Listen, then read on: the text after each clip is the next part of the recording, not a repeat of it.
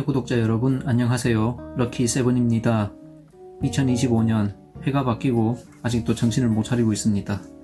그렇다고 계속 수수방관할 수 없으니까 뭐라도 시작을 하려고 하는데, 자, 그래서 이 기회에 좀 back to the basic, 기본으로 기초로 돌아가서 예전에 요청도 있고 했었습니다. 전자회로에 대해서 조금 다루어 달라는 요청도 있고 했는데, 자, 전자회로 제 머릿속에 아직 커리큘럼이 꽉 짜여진 상태가 아니라서 얼마나 할 수 있을지 모르겠지만 당분간 전자회로 이야기를 조금 해보려고 합니다. 전기하고 구별되는 전자, 특화된 내용을 하기에는 아직 조금 이르기 때문에 전기, 전자 공통 내용이 먼저 나가게 될 것입니다.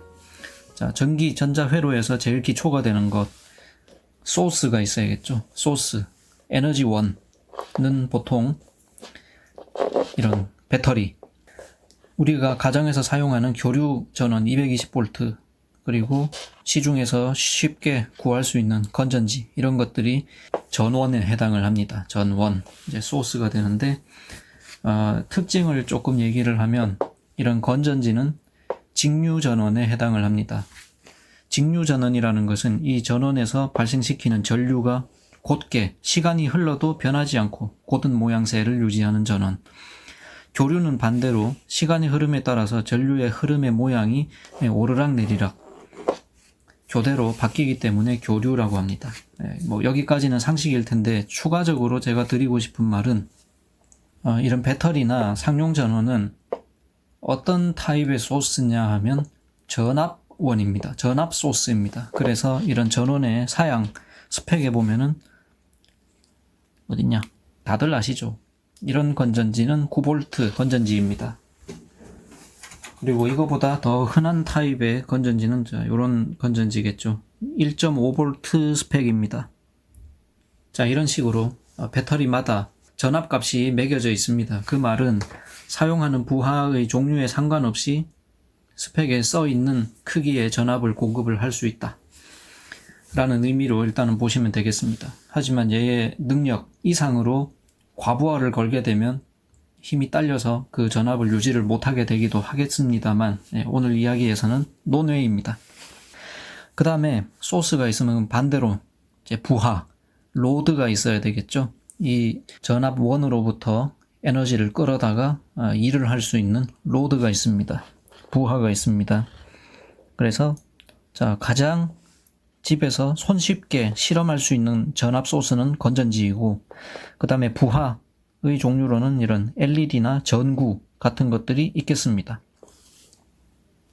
이런 전압원에서 부하를 작동을 시키려면 회로가 이어져야 합니다. 전압원의 여기 빨간색 선이 플러스 극에 연결이 되어 있습니다. 이걸 떼어보면 플러스 선이 위에 있죠. 여기 9V 건전지 스냅을 보시면 여기 큰 단자가 플러스 단자인데, 큰 단자랑 맞물리려면 배터리에는 작은 단자에 물리겠죠. 배터리의 정확하게는 9V 배터리의 작은 단자 옆에 써 있습니다. 작은 단자가 플러스, 그 다음에 큰 단자가 마이너스입니다. 써 있어요. 자, 그래서 전자기학이라는 학문이 처음에 생길 때 그렇게 정의를 내렸습니다. 전압원에서 전류는 플러스 극에서 나와가지고 회로를 따라, 도선을 따라 흘러서 부하를 거친 다음에 역시 도선을 따라 흘러서 전압원, 전지의 마이너스 극으로 흘러 들어간다. 이렇게 정의를 했습니다. 나중에 전자가 발견되고 나서 보니까 전자는 마이너스 극에서 나와서 부하를 거쳐서 플러스 극으로 흘러 들어가더라. 이런 게 발견이 되었지만 워낙 탄탄하게 정립된 학문이기 때문에 이거를 뒤바꾸기가 쉽지를 않아요. 그래서 전류의 방향이라는 것은 여전히 플러스 극에서 마이너스 극으로 전류가 흐른다 라는 관념을 아직도 사용하고 있습니다. 자, 이렇게 모든 것이 연결이 되면 전류가 흐르는데, 연결이 끊어지면 전류가 흐르지를 못합니다. 그러면 부하가 일을 못하는 것이죠. 자, 그 다음에 전기전자 회로에서 가장 중요한 요소, 소자라고 할까요? 부품, 컴포넌트라고 하는데, 세 가지 컴포넌트, 필수 3요소,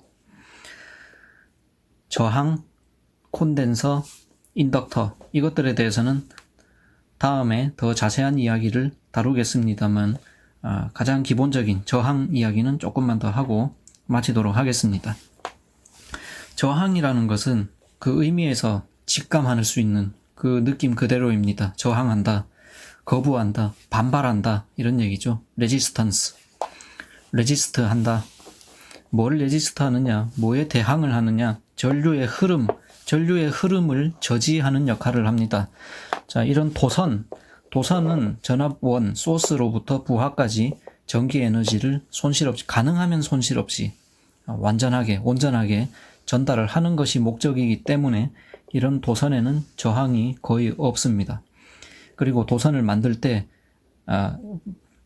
이상적으로 이제 저항이 없다라고 이야기하지만 현실에는 이제 이상과의 괴리가 있죠. 약간의 저항이 생길 수밖에 없는데 도선을 만들 때는 그러한 저항이 가능하면 최소가 되도록 만듭니다. 그래서 이런 전선의 소재는 구리나 알루미늄처럼 전기 저항이 가능하면 낮은 소재를 씁니다. 가장 전기 저항이 낮은 금속 소재는 은으로 알려져 있는데 은 너무 비싸잖아요. 은 다음으로 전기 저항이 거의 은에 맞먹을 정도로 낮으면서 은보다는 비교적 값이 저렴한 구리, 동을 많이 씁니다. 그리고 동보다 더 저렴한 알루미늄을 쓸 수 있는 분야에서는 또 알루미늄 전선을 쓰기도 합니다. 자, 그렇게 저항이 가능한 한 낮은 이런 도선을 타고 부하의 일을 마치고 되돌아오는 전류도 방해를 받지 않아야 되겠죠. 되돌아오는 전선도 저항이 없습니다. 자, 만약에 이 부하와 전원 사이에 어떤 저항이 개입을 하게 된다면, 끼어들게 된다면 전류의 흐름이 방해를 받아서 필요한 전류가 이만큼인데 방해를 받아서 이제 전류의 흐름의 폭이 줄어든다. 하천에 토사가 쌓여가지고 하천의 유속이 느려지는 거를 상상을 해보시면 아주 좋은 비유가 될 것입니다. 자, 그리고 저항에도 종류가 여러 가지가 있는데 가장 흔하게 전자회로에서 흔하게 볼 수 있는 저항은 이런 4분의 1W짜리 저항이 되겠습니다. 저항의 크기, 사양은 이런 색깔의 띠로 표시를 하는데, 자, 오늘은 기초에 대해서 이야기를 하고 있기 때문에 그렇게까지 깊게는 안 들어가겠습니다만 필요하신 분은 댓글을 남겨주시면 상세하게 설명을 해드리도록 하겠습니다. 혹은 이런 전기의 기본 소자 RLC에 대해서는 따로 자세하게 설명하고 있는 유튜브 영상들이 얼마든지 많이 있습니다. 입맛에 맞는 거를 찾아서 보셔도 좋고, 저의 설명을 듣고 싶으시면 댓글을 남겨주시기 바랍니다. 크기가 다른 저항 3개를 준비를 했습니다.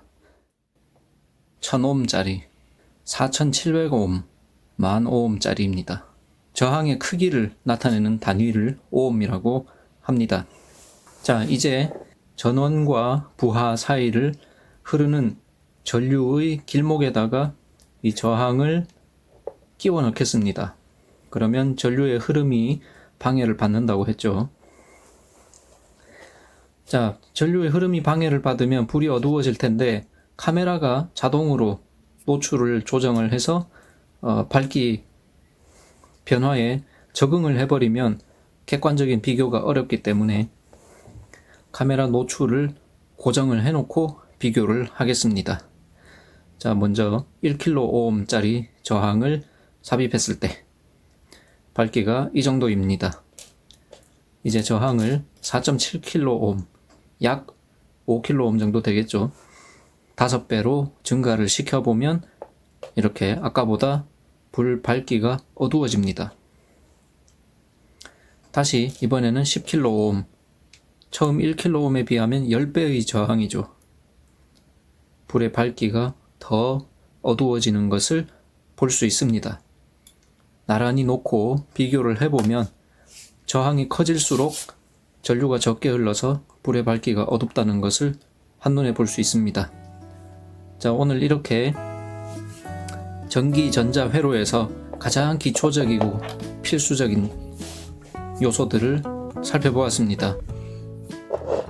전원, 그리고 부하, 그리고 이 사이에 흐르는 전류, 그 다음에 전기전자 회로의 기본 컴포넌트 중에서 저항에 대해서도 간단하게 살펴보았습니다. 여기까지 시청해 주셔서 감사합니다. 또 더 흥미롭고 유익한 영상으로 찾아오겠습니다. 그럼 새해 복 많이 받으시고 행운을 빌어요.